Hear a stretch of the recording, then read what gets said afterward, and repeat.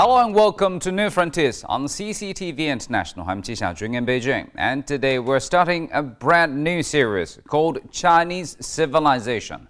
The series sets out to illustrate the evolution of Chinese civilization through an investigation of archaeological discoveries, historical sites, and cultural relics. And in the course of this, it will reflect the enduring desire for self-improvement and social commitment that are a feature of the Chinese nation.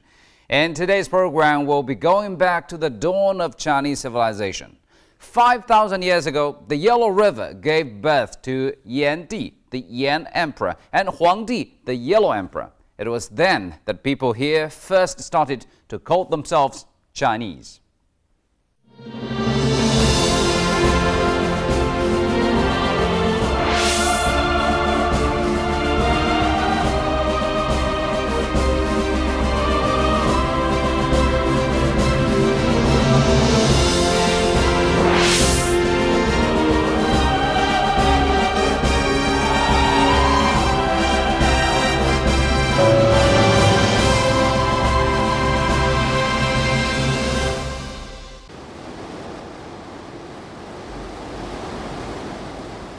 Beginning from 5,000 years ago, when the Yellow River gave birth to Yan Di, or the Yan Emperor, and Huang Di, the Yellow Emperor, the two greatest heroes in Chinese antiquity, people in this land started to call themselves Chinese.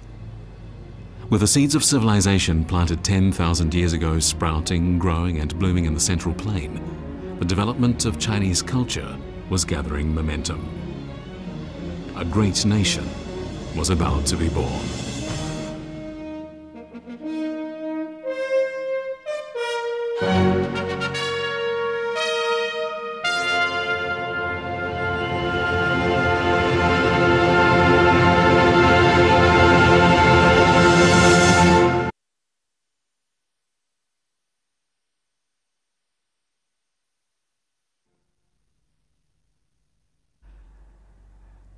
In the year 91 BC, the great Han Dynasty historian Sima Qian finally finished his great book, Records of the Historian, a work that begins with the legendary figure Huang Di. But are there any tangible facts to prove that this hero and his people even existed in ancient antiquity?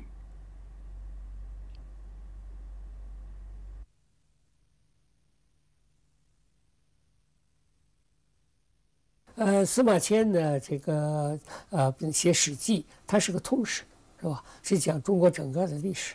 而在这整个历史呢，他选用《武帝本纪》用炎黄，特别是黄帝的这个时代作为《武帝本纪》的开始这个不是一个偶然的事情他是不但是根据古书文献，他还亲身的到这个全国各地做了调查了解各地方的历史传说，那么这样他选择这一点。 那么从《武帝本纪》本身，我们就可以看到呢，他所描述的黄帝这个时期，实际上是中国文明的一个开始形成的一个时期。 Yangshao is a deserted village in Mianzhi County, Henan Province, located on the southern bank of the Yellow River, and towards it zigzags an equally deserted road. Before long, these dilapidated walls, the remains of dwellings that date back to ancient antiquity, will disappear, leaving only the village's name to be remembered.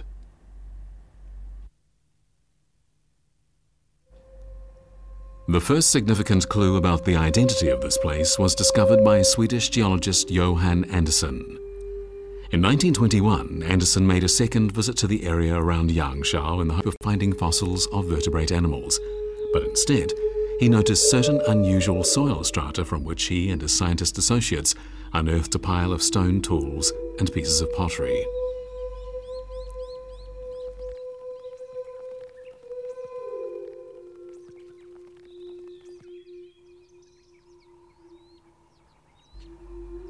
Andersson wondered whether these dark objects, some of which bore coloured patterns, dated back to prehistoric times. Later, other discoveries of a similar nature unearthed from the southern bank of the Yellow River confirmed that they were, and Andersson named the prehistoric culture he had discovered Yangshao culture.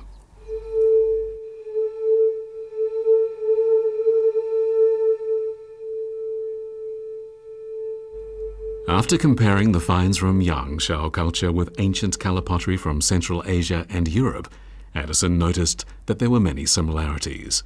Perhaps, he considered, they all shared the same birthplace. But if so, where was that birthplace? Perhaps this culture had been born in the West and had later spread to China.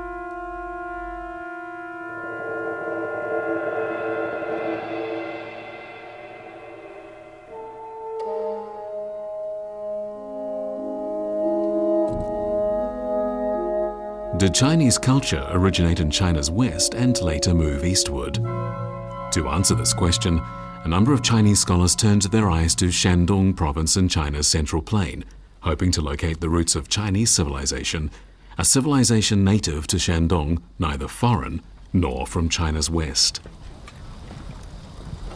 In 1928, 27-year-old Wu Jinding climbed a tall ancient wall in the town of Longshan, called by his friend a town of geese and ducks.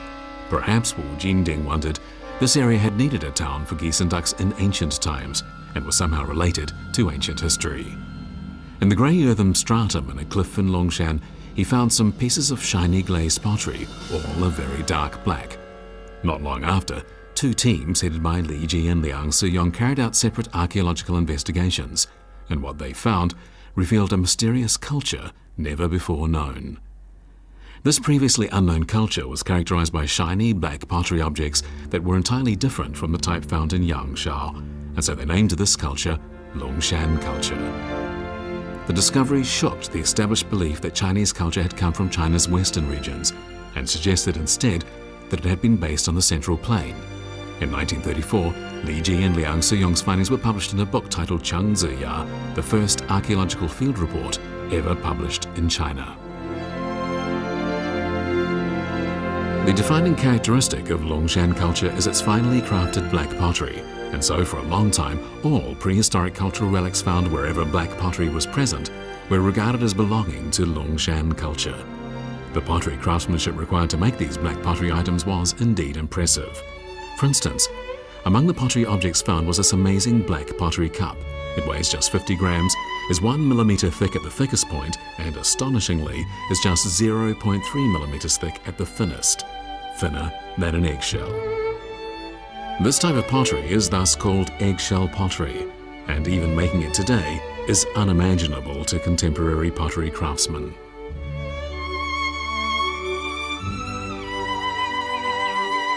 Archaeologists have determined that Longshan culture dates back to 4,000 to 4,600 years ago. But where did this culture come from, and what was the parent culture?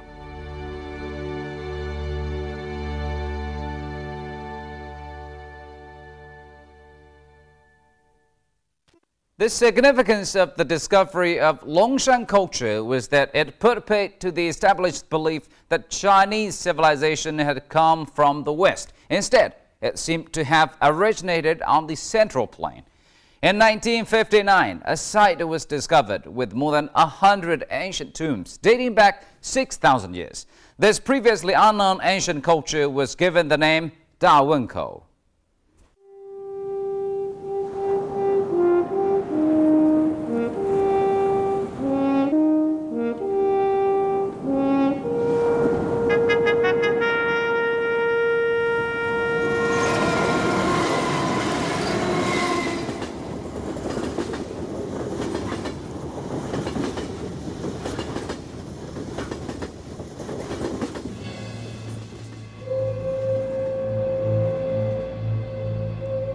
When construction began on a two-way line for the Beijing-Pukou Railway in 1959, more than 100 ancient tombs were brought to light.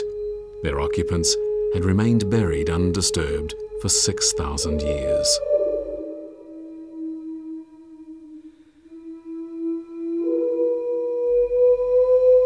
The discovery revealed that some 6,500 years ago, people living around Mount Tai had created a brilliant Oriental culture.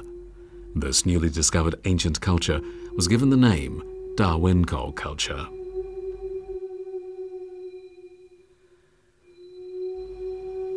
Everything found in the tombs suggested that 5,700 years ago, the established family structure was built around monogamy, as after death, the husband and wife had been buried together in the same tomb.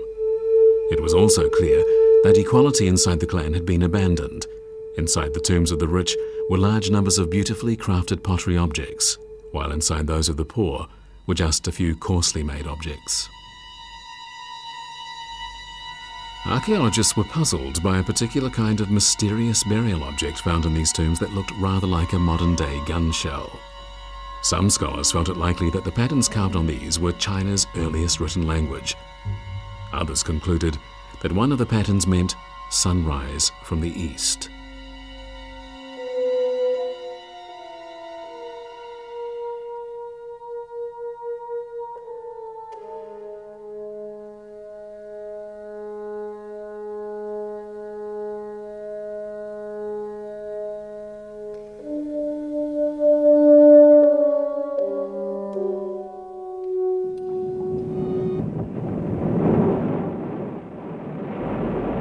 It was clear that the eastern part of China around Mount Tai had seen the flourishing of a culture that was quite different from that in Yangshao. That being the case then, where had Yangshao culture come from?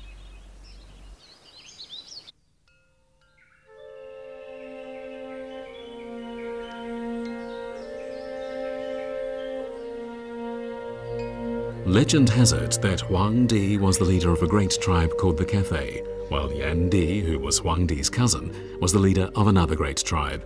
Both came from the Weishui River area in China's west. The source of Yangshao culture had been found at the foot of Mount Hua, a mountain in China's west, and at Mount Tai in China's east. Somehow, the two sites seemed to form a mysterious balance. Both were the cradle of Chinese civilization.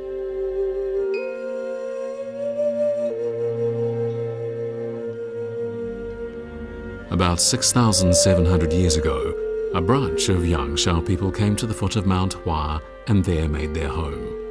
Today, this place is called Banpo.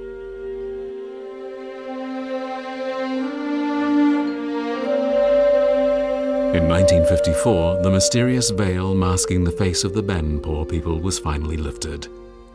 In ancient antiquity, Banpo had been a paradise on earth, a veritable Garden of Eden. And so surrounding it was a trench about 8 meters wide and 6 meters deep to make it inaccessible to outsiders.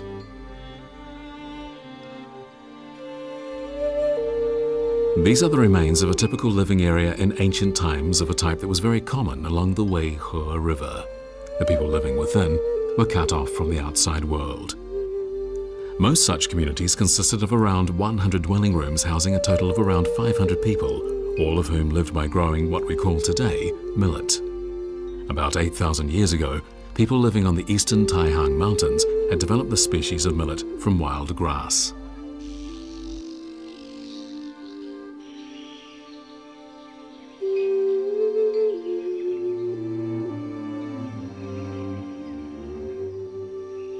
在50年代，我们就在一些新石器时代遗址发现了树，发现了鼠。但是最震撼的一次是在河北武安慈山这个遗址，发现了几百个教穴，这个教穴呢都是那个藏粮食的，中国就成了鼠和树最早栽培的国家和最早发展为汉地农业体系的一个国家。一直到汉代以前，中国的黄河流域主要的农作物就是黍和粟。那么中国的北方的这个文明就是在这种农业的基础上产生的。All the tools used in farming were made of stone or animal bones. Fields were ploughed using stone spades, crops were harvested with stone knives, and grain was shelled using stone hullers. But as well as engaging in farming, Banpo people fished and hunted, and they depicted these activities in decorative paintings on pottery utensils.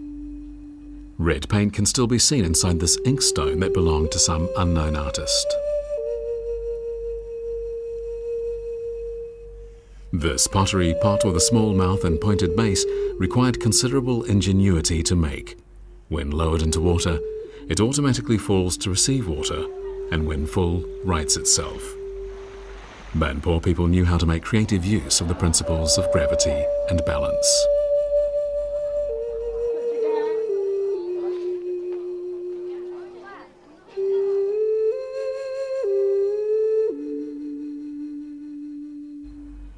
Yangshao culture is found in the Weihe River areas in the western part of present-day Henan province and the southern part of Shanxi province, spans a very long period of history, from 7,000 to 5,000 years ago. And as it happens, the vast area the culture encompasses matches descriptions in sagas about the legendary Huang Di. 这皇帝的时候，他传说里面他做了这么些事儿，啊，我们看看这个阶段的考古的遗存，它有没有这些事情？确实有了。从这个角度来讲，这个皇帝的传说呢，也不虚，也不虚。而且后面既然我们中国人都认为我们是皇帝的子孙，或者我们是炎黄的子孙、炎黄的遗胄，那么它就成了一个文化现象。这个文化现象呢，对于团结我们民族，它起了很好的凝聚作用。Yangshao culture, as found in the Weihe River area, spans a very long historical period, from 7,000 to 5,000 years ago. In fact, legend has it that Huang Di and Yan Di both originated from the Weihe River area at around the time of Yangshao culture.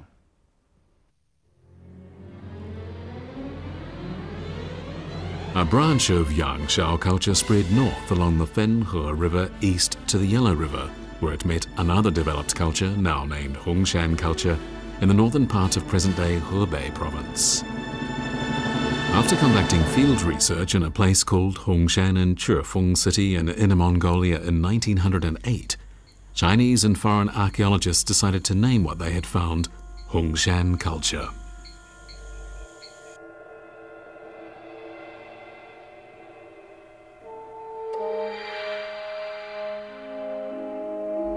In 1981, a stone tomb was found in Liaoning province in northeast China at a place called Niaoheliang in Jianping County. Confirmed as being 5,500 years old, the site consisted of a large pile of rocks on top of a tomb, a method of burial now known to be typical of Hongshan culture.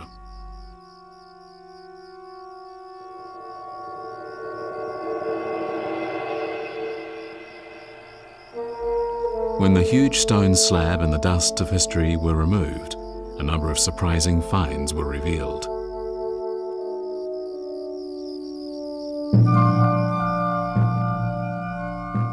There were no pottery objects inside this tomb, but there was plenty of jade. The owner of the tomb had clearly been a great lover of jade. A jade dragon had been placed on his chest, a telling reference perhaps to why contemporary Chinese call themselves even today the descendants of the dragon.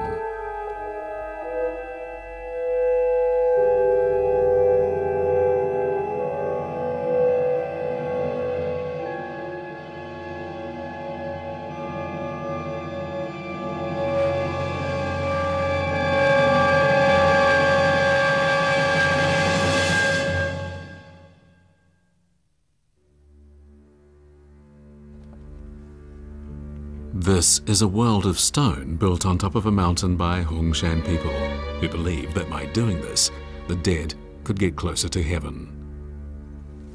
However, these huge rocks were not from close by. They had been brought here from a site 15 kilometers away, and this had required considerable manpower. Who would have been able to mobilize so many people for such a huge project? Stone steps about a meter high kept the owner company for thousands of years. From the size of the steps, it seems clear that the owner must have been a royal.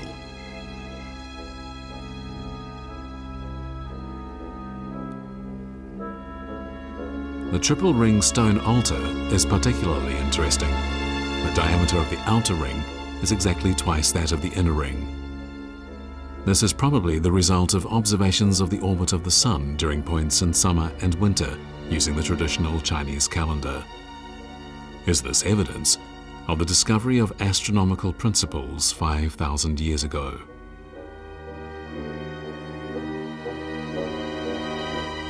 After restoration, pieces of broken pottery found beside each ring formed a hollow barrel-like object, apparently not for any practical use.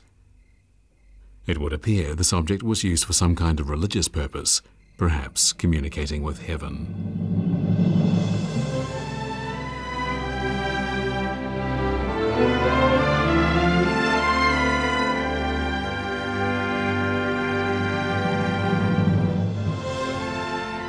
From what they found, the archaeologists concluded that this site, 150 meters long east to west and 80 meters wide south to north, was used for worship ceremonies. The triple ring stone altar was for worshipping heaven, the stone tomb for worshipping the earth. The idea that the sky is round and the earth is square was an ancient belief in China that lasted all the way up to the 19th century.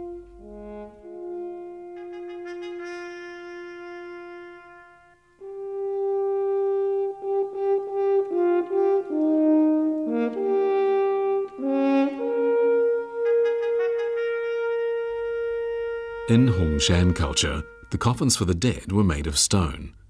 But where did people stay when they were alive?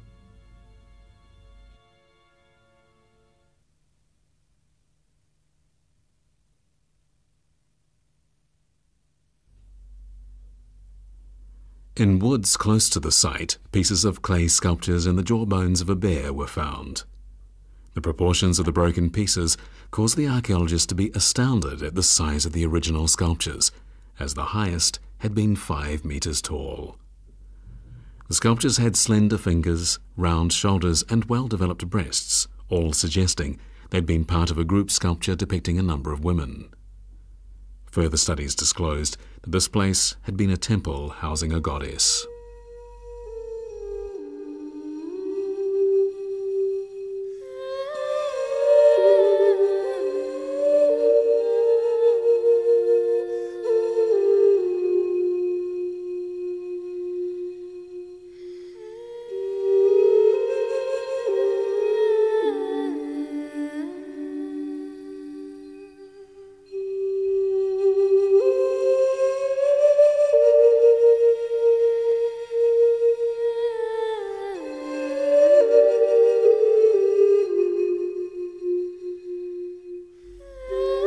What became clear was that 5,000 years ago in the Liaohe River area of China's north, there had existed a powerful kingdom, the ruler and people of which had built a huge worship site comprising the Temple of the Goddesses, an altar, and 13 stone tombs scattered over an area of around 50 square kilometers.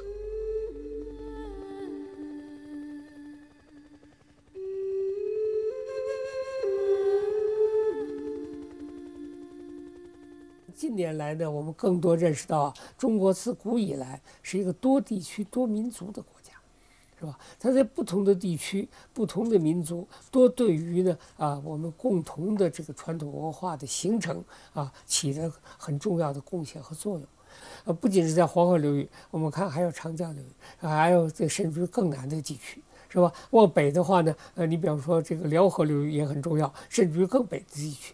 那么就是说呢，这种不同的性质的这个古代文化，它互相影响、互相融合最后汇集在一起，再形成了这个灿烂辉煌的中华文明。